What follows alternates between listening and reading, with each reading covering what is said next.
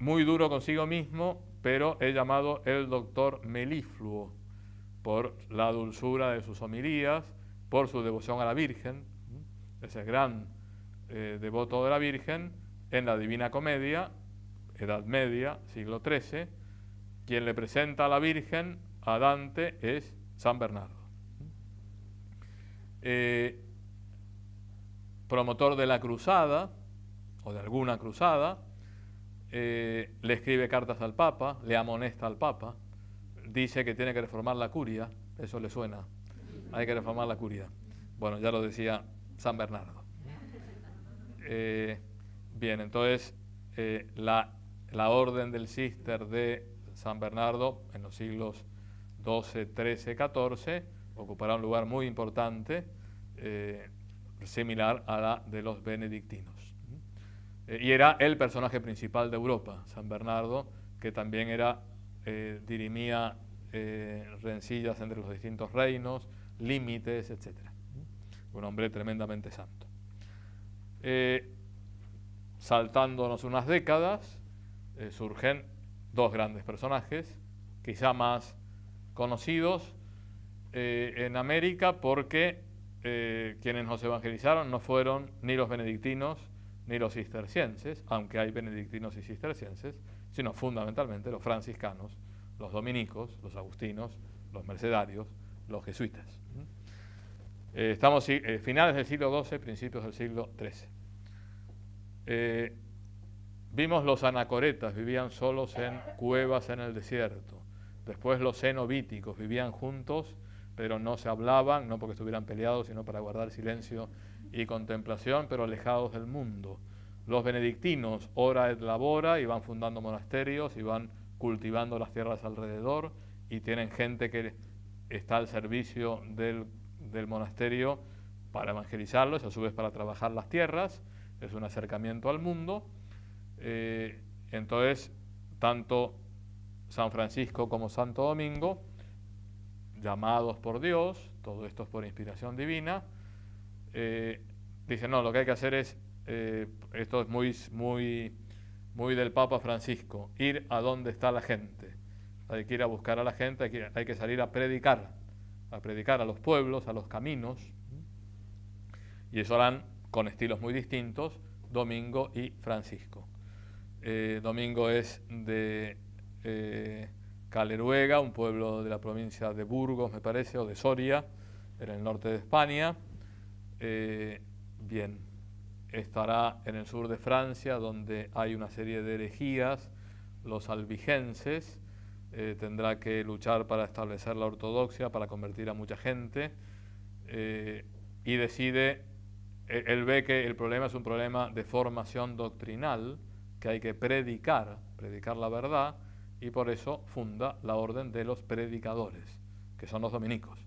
Un dominico es OP, orden de predicadores. Y entonces que se dedicarán fundamentalmente a la predicación muy formada y al estudio. Es una orden dedicada fundamentalmente al estudio. De ahí surgirán nombres como, por ejemplo, Santo Tomás de Aquino. Bueno, y una tradición de siglos que han hecho un gran bien a la Iglesia. Fueron reconocidos, aprobados por el Papa Honorio III en el año 1216. En 1221 muere Santo Domingo, que ya había mandado gente por todos lados de Europa. Muere en Bolonia, está enterrado en Bolonia, Italia. San Francisco. Y con esto acabamos. Entonces, el nombre Francisco no existía.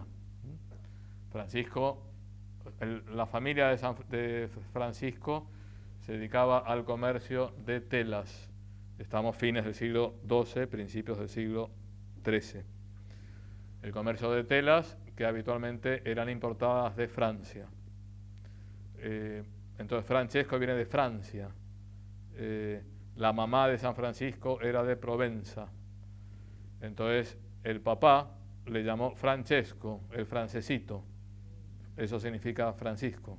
El francesito que cantaba canciones en provenzal, que le enseñaba a su madre, y que vivían muy holgadamente, tenían muchos medios económicos, todos provenientes del comercio de telas francesas. Bien, la juventud de Francisco es una juventud bastante alocada, sin llegar a ninguna cosa extrema. Participa en las luchas entre Asís. Asís es una población, ahora es una ciudad, de Umbría, como San Benito. Hay una lucha con Perugia en italiano. Es tomado prisionero, ahí medita un poco en su vida. Está muy cómodo en la casa de su padre, pero se da cuenta que hay gente que está muy mal, que es pobre, y un día que sale de su casa encuentra a un leproso. Los leprosos, como en el Nuevo Testamento, ¿no?, con campanita, y nadie se podía acercar por el tema que se pensaba que era mucho más contagiosa de lo que realmente es, etc. Y movido por el espíritu se baja del caballo, besa al leproso y cambia su vida. Entonces decide llevar una vida de austeridad, de oración. Sale de su casa, su padre se enoja muchísimo, van a ver al obispo, padre e hijo. El padre le dice: este hombre ha vivido siempre lo que yo le di, que me devuelva lo que yo le di. Y entonces él ahí delante del obispo deja todas sus vestiduras, que era todo lo que tenía. El obispo dice: bueno, con esto ya es suficiente. Y se va a vivir a unas ruinas de una iglesia, la iglesia de San Damián, que hoy está en pleno Asís, y ahí tiene un sueño donde el Señor le dice: reconstruye mi iglesia. Él entiende, bueno, la iglesia de San Damián, en la que estoy durmiendo, va reconstruyendo esa iglesia, pero bueno, quería decir muchas cosas más. La iglesia necesitaba una reforma. La iglesia, hay un dicho que dice semper reformanda. La iglesia siempre necesita una reforma. En algunos aspectos es más urgente hoy y en otros aspectos será más urgente mañana. Y una urgencia de la reforma en esa época era vivir la auténtica pobreza. Era una iglesia donde, por ejemplo, muchos monasterios benedictinos eran muy ricos, los obispos eran señores feudales que vivían, muchos de ellos, muy bien. Estaba esa unión poder político, poder temporal. Todo eso era bastante antievangélico, y bueno, ha sido el instrumento de Dios para devolver la pureza, la belleza de la pobreza evangélica a la iglesia. Bueno, vive solo, dedicado a la oración. Algunos dicen: este tipo está loco, pero lo van siguiendo. Van a vivir a unas cuevas, pero él ve que lo que Dios le pide no es hacer vida eremítica. Hace una peregrinación a Roma. En Roma se cambia sus vestidos con los de un mendigo, pide limosna, etc.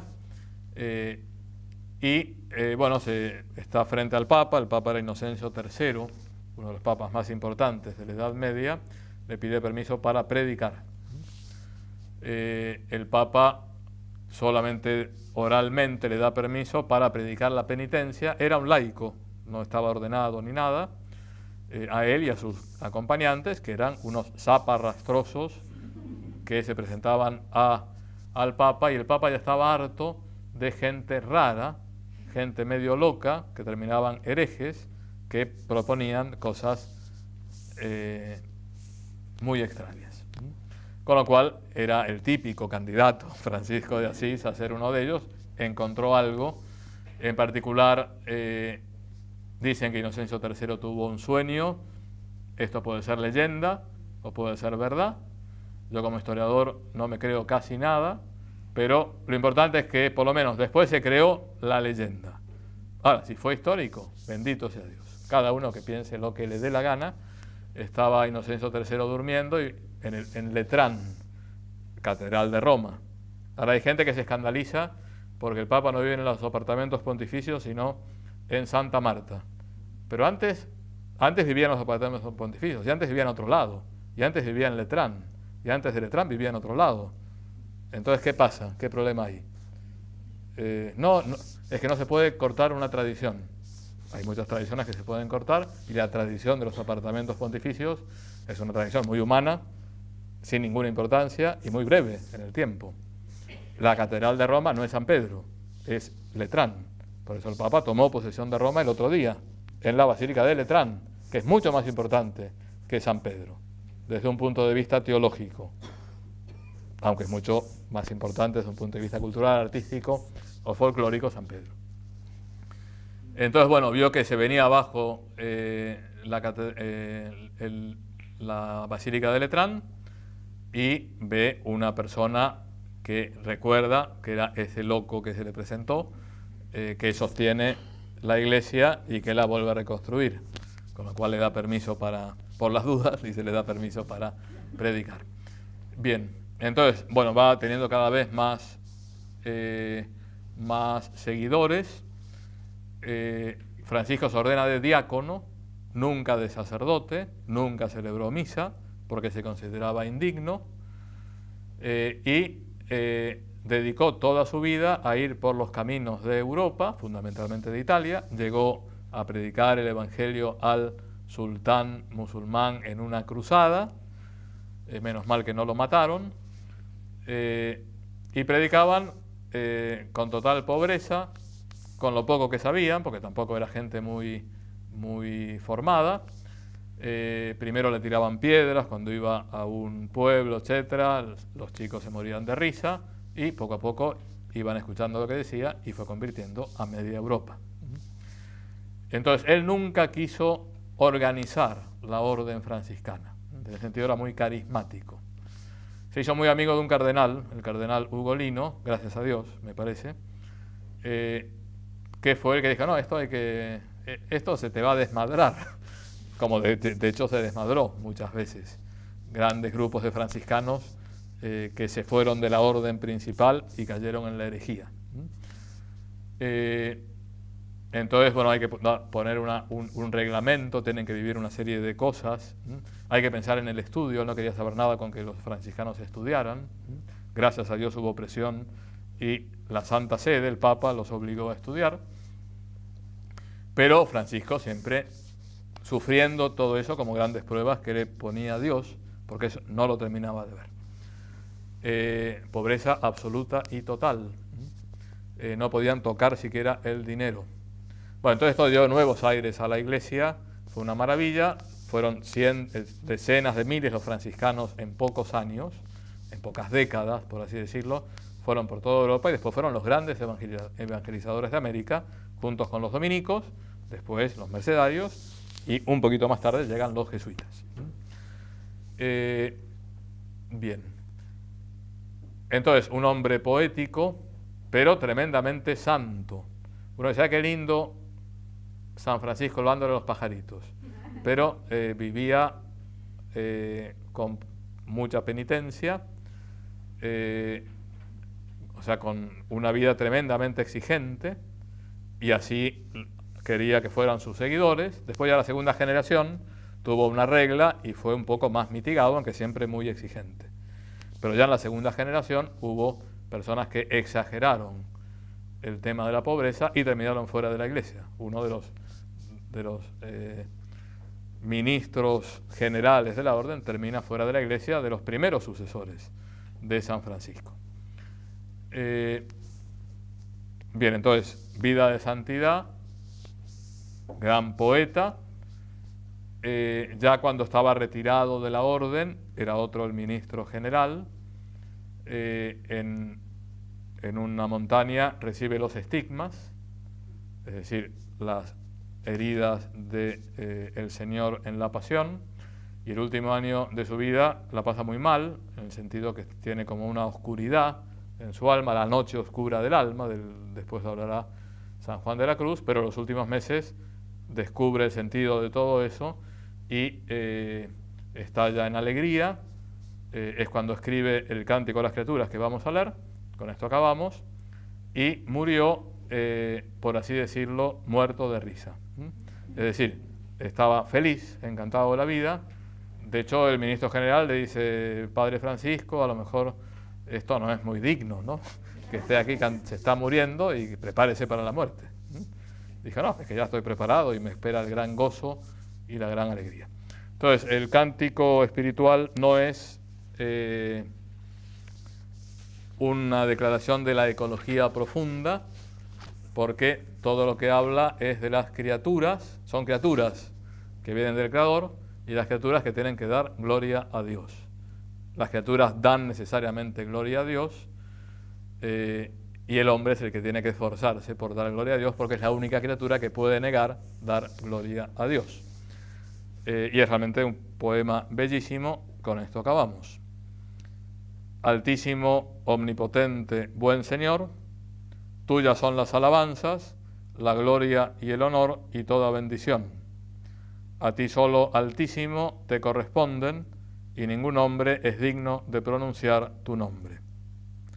Loado seas, mi Señor, con todas tus criaturas, especialmente el Señor hermano Sol.